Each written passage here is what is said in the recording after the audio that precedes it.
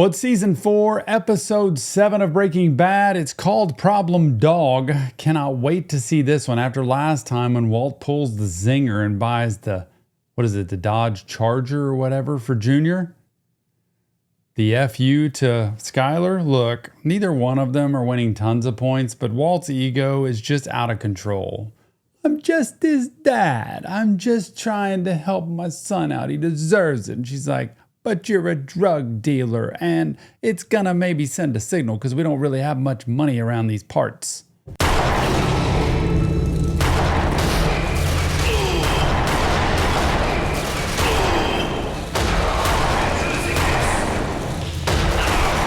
man, Jesse's back in his house. This is talk about a problem.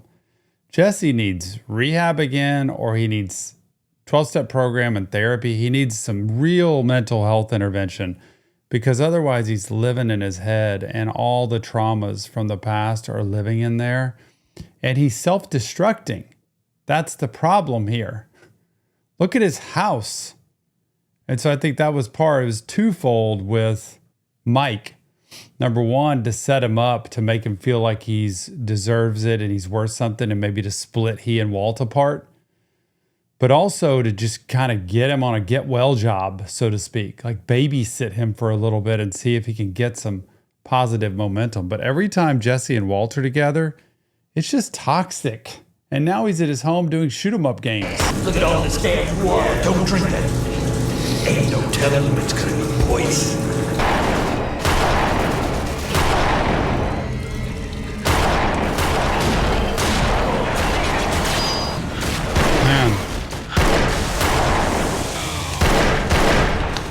Did he see like Gale there? Was that a flash of Gale in there with the zombie-like people? Don't play games like this if you have PTSD like he does. It is a recipe for inviting him back into the trauma and to see what he just went through. Don't play shooting things, especially.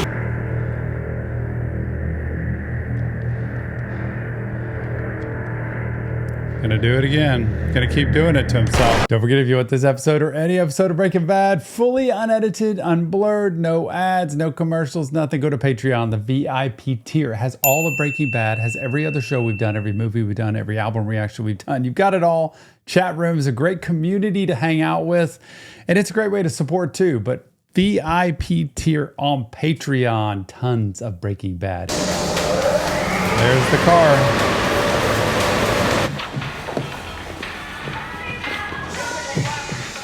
Spoke to the dealership. They didn't want to take it. What? It's in perfect condition. It's got 17 miles on the odometer. I know. There you go. $800 for 2 days. Well, the law says they don't. It's you, Walt. You did this. I wish he could see. And maybe this is part of me as a therapist. I have couples like this in my office all the time. And as a therapist dealing with couples, you have to work really hard not to be a referee, because that is not the role of a therapist in couples work. I have to be able to help them see the dynamics at play and to see their own part, not to measure who's right or wrong. But in this case, Walt's complaining about a restocking fee when he's the one that impulsively went out and bought this, knowing that you don't just return a car like that. And for her, knowing she's going to be the bad guy in all of this, she's just making the deal happen. Like, it's going to happen. I don't care if I'm hated, because I'm used to it. And if Walt could just say, this one's on me, I shouldn't have bought it that quick. We move on. Call me if there's a problem. And please just don't tangle with anyone. It can never be wrong. Muy bueno.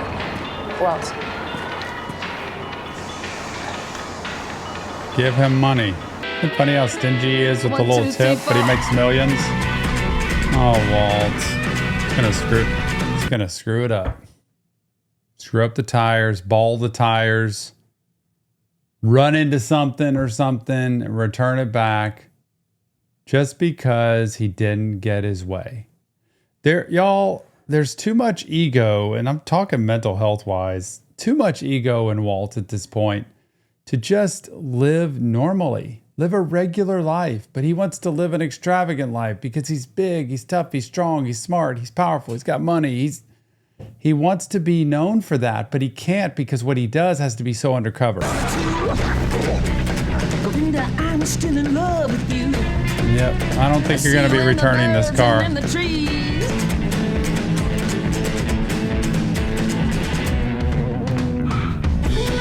What's funny is he can't ever say, I've really screwed up.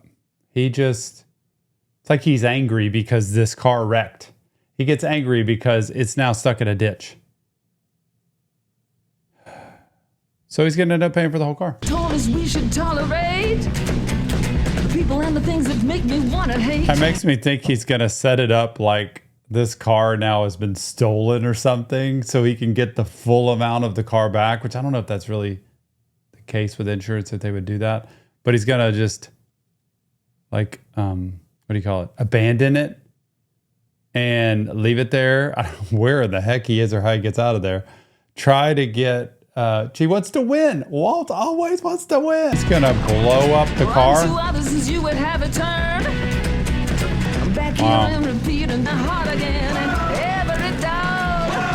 Wouldn't that little thing have his fingerprints on it though? I'm at the Pavilion parking lot on University. How long do you think that would take?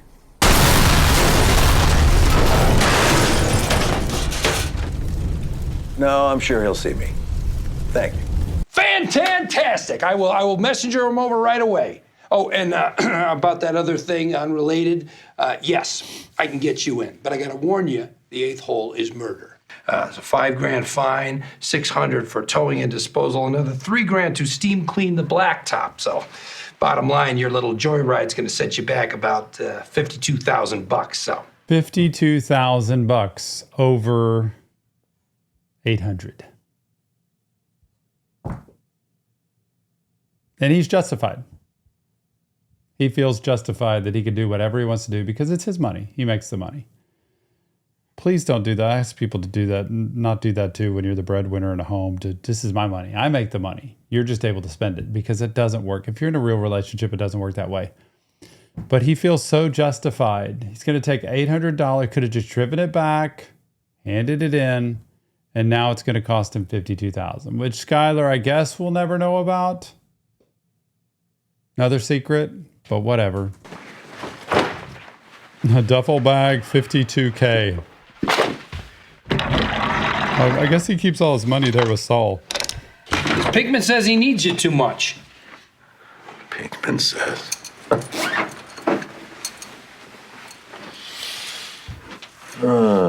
Pinkman says. Wrong Don't answer. Speak. That's what the kids call epic fail.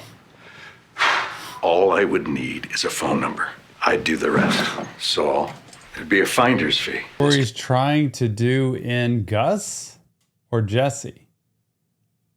I wonder if Saul's he's thinking about Jesse, but Walt's thinking about Gus. Walt is a guy to me that wants to go straight to the top. I want to be in charge of everything. I want to take over Gus's spot. Doesn't even know what he's doing, but still, Gus is the threat for him. Trying to work, but guess what? These guys, they know Mike, and Mike knows them. What are you telling me? Mike knows everyone who does this? Because whatever Goomba we buy at some point is going to come head to head with our friend Mike. And Gus Fring, hey, just winging that guy is not going to ameliorate your situation. So he does know he's trying to go after Gus. And that's not going to solve anything.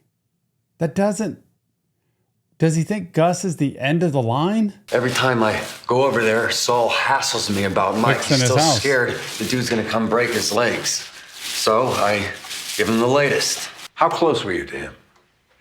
Close. I mean, closer than you and me right now.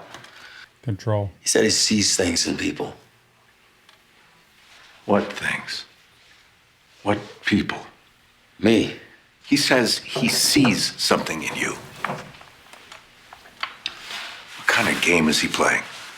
Does he think you're that naive? What about this girlfriend of yours? Trauma. I mean, the man looked you straight in the eye and told you no more children, but that very night. He's trying to get to him. Possible that he would think that you're that weak-willed Drop the sales pitch. Yeah, I know. Such a sales pitch. I'll do it. I'll kill him. Oh, wow. First chance I get. No way. There's a part of Walt that's such a user. He just uses everybody for his own gain. Just kind of uses his son for gratification. He uses his wife to be able to, enable him to keep running the show. He uses Jesse. Really? Yeah, I know, but you know what they say, the customer's always right. Speaking of customer, it's not too late to have a grand opening. I was thinking huge party, balloons. Lately, his mood's improved, and he's like a maniac with his PT. It's fantastic. Yeah, don't get me wrong. He's got a long way to go, but Oh, hey. Oh, maintain the front. Bogdan was averaging, how much is that? $274,000. Give or take. Give or take? Yeah. I haven't counted it. Are you telling me you make $7,125,000 a year? 7.5 even. There is no car wash in the world that could do this kind of business. I mean, this is 9 months' work here minimum. Is this all 50s? Who pays for a car wash with a 50? Skylar, I didn't ask you to do this. I was under the impression that you had this under control. Neighbor, I bring in the money, you launder the money. This is what you wanted. I never wanted any of this. I've got to go. She's like, I'll handle it. Okay, then. Still doing it on his own.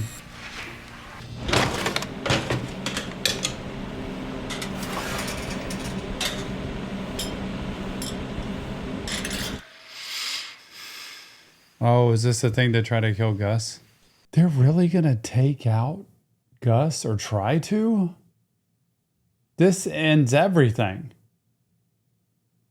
Or finishes everything. I don't know. It just goes one way or the other. You go after him with a gun, you'll never get out of it alive. But with this, you slip it into his food or drink. There shouldn't be any taste or smell.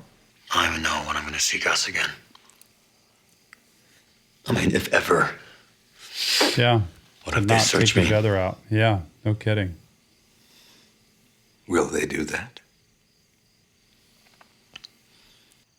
Wow. Such good camera work. It's wrong way around. It's my lucky cigarette. Wow, he's Don't really worry. progressing. You're not gonna have to pick me up. It might take me a while, but I'll get there.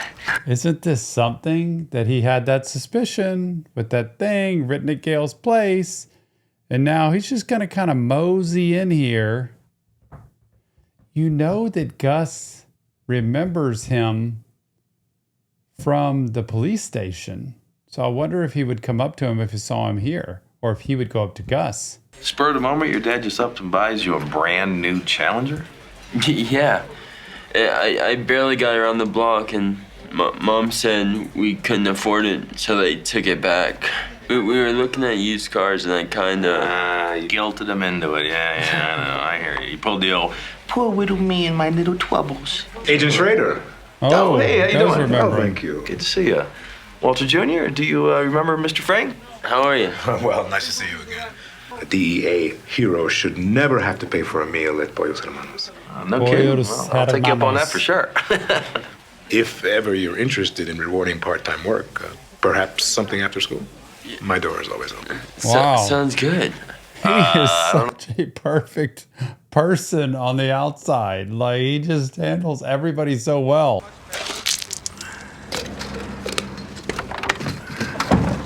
Why is he pouring it out? Oh, whoa, evidence? He got Gus's fingerprints by filling up the cup. Gosh, he's smart as an agent. The order of the day is eyes open, mouth shut. Are they going to be where Gus is? Look at all the security. That's not normal. Sup?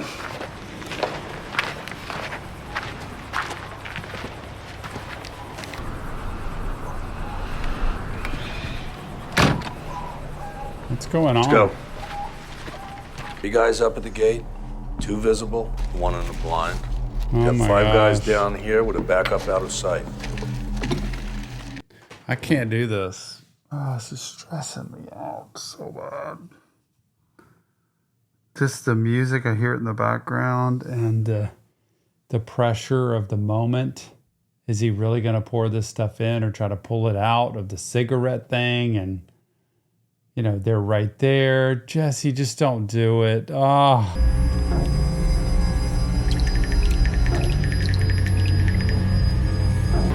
I don't have an extra holster.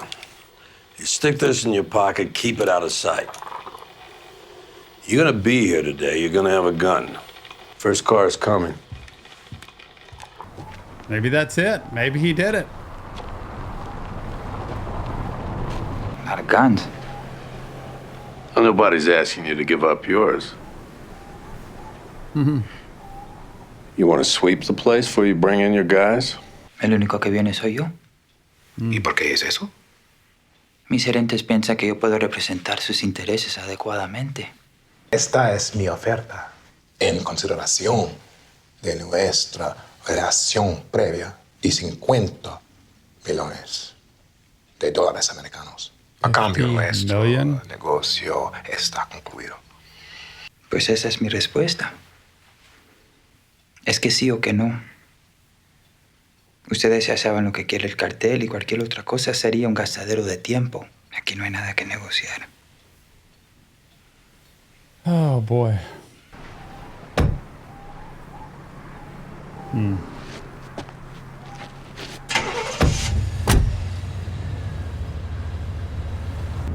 got something in mind?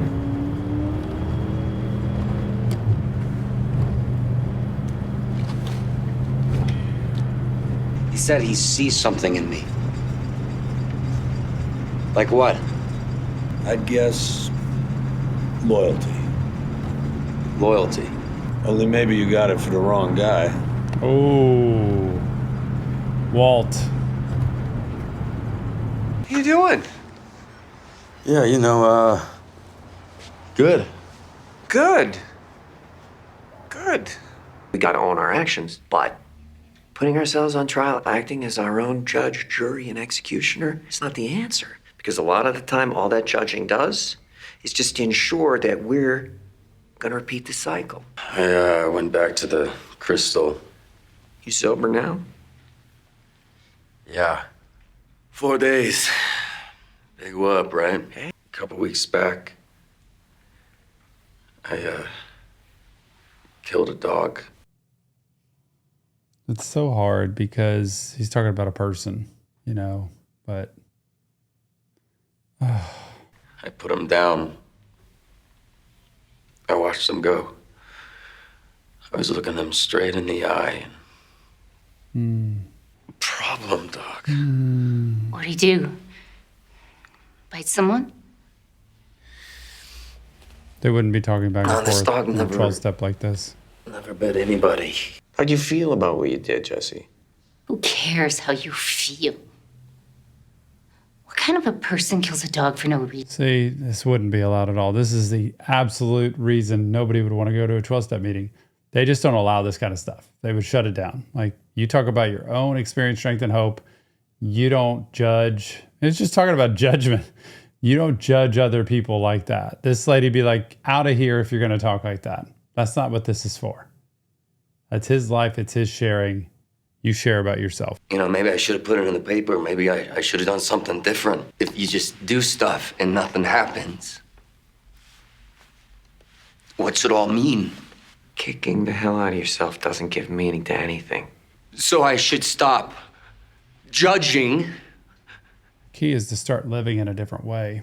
Key is to recognize what doing what you just did to you. And understand that all of the pain, the misery, the behavior that you might do as an addict or a person in hurting somebody else or in doing something that's wrong will keep you in a dark place unless you stop doing those things. So the answer there is not just, oh, it's okay, don't judge yourself for it, it's fine. That's not the point. The point is take ownership for what you've done and work really hard to do it differently now. Work hard to walk straight, be clean, be honest, be sincere, be loving, be kind. He's saying, so what? It's fine, I just move on? No, you don't make it like it's okay. You make it like you learn from it. I mean, you back your truck over your own kid and you like accept? Wow. Wow.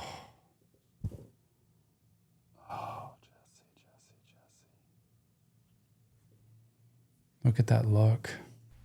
Why I'm here in the first place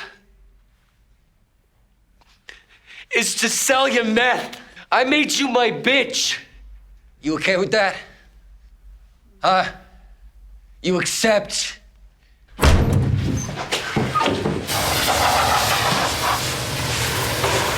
Jesse. Bring a light over here, will you?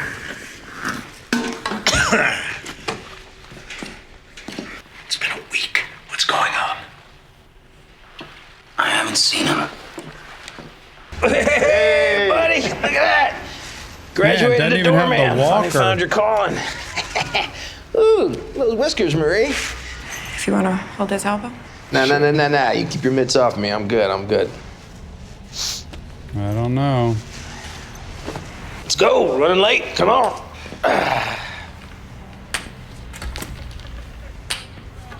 I made GS-14.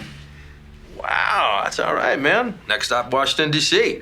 Sitting behind a desk, papers piled so high you can't see over them. Hey, better you than me, buddy. One night last month, Bedecker opens the door and bam, takes a bullet to the face from a person or persons unknown. As it turns out, he's also an A#1 meth cook. Now, what caught my eye is his specialty products, blue.